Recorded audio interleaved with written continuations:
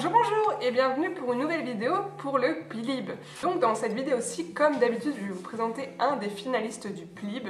Je vous mets toutes les infos en barre d'infos, donc le site du PLIB et toutes les informations sur le livre en question.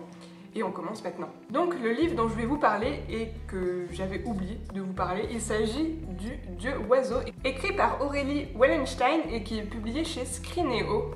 Donc dans cette histoire-ci, on retrouve Falloan, qui est un jeune homme qui vit dans une île qui a des coutumes assez spéciales, on va dire. Chaque décennie, un grand banquet se tient où les vainqueurs des tribus mangent les autres en fait.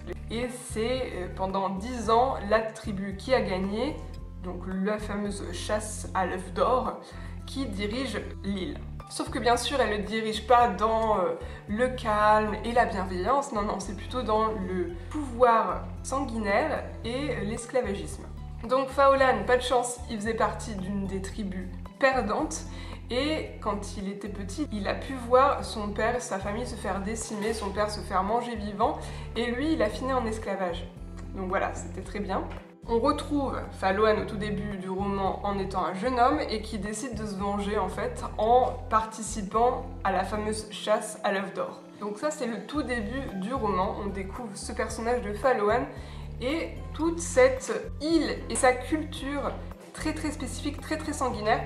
J'ai bien aimé ce roman parce que Aurélie Wallenstein a vachement bien mis en place son monde et notamment la culture qu'elle voulait apporter à ses personnages. Ça ressemble beaucoup à une culture d'Amérique du Sud, type Maya ou Inca. On a notamment des altérations du physique dès le plus jeune âge de certaines tribus, comme le faisaient les Incas, notamment en emmaillotant le crâne des nouveau-nés pour en faire une forme plus longue. Et on a beaucoup le thème récurrent de l'oiseau, donc de l'oiseau aussi bien le corbeau, l'aigle, que des oiseaux plus exotiques comme les grands haras de toutes les couleurs comme on voit dans les dessins animés. Et surtout le thème du dieu oiseau qui pour eux est sacré.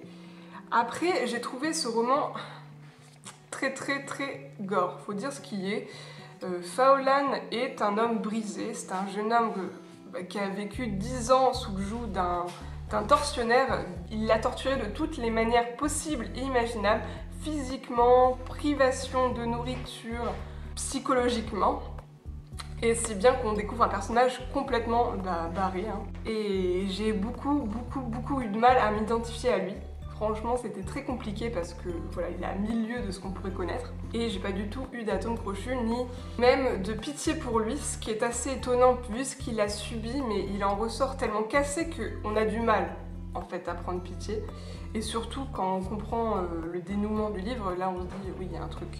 Donc ça a été une lecture plutôt mitigée dans un sens. J'ai beaucoup aimé la culture, comme je l'ai dit, j'ai beaucoup aimé l'action parce qu'il y en a toutes les pages honnêtement, et découvrir cette culture c'est super intéressant, mais par contre les personnages, voilà, ça l'a pas fait du tout. Hein. Falloan, j'arrivais pas du tout à m'identifier à lui, et voilà, beaucoup trop de gore, de rappels des scènes du banquet qui m'ont dégoûté, je sais pas, mais le cannibalisme ça passe pas du tout chez moi, alors pas du tout, j'étais juste écœurée.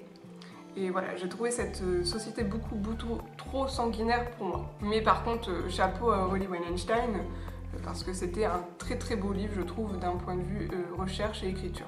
Donc voici pour ce point lecture centré sur le dieu oiseau d'Aurélie Wallenstein. Si jamais vous avez lu ces livres, n'hésitez pas à m'en dire ce que vous en avez pensé en commentaire, notamment si le côté cannibalisme et tout ça, ça vous a un petit peu dégoûté comme moi. Si vous avez des suggestions de lecture un peu moins gore, je suis preneuse, n'hésitez pas en commentaire, et moi je vous dis à très bientôt dans une prochaine vidéo, et bisous!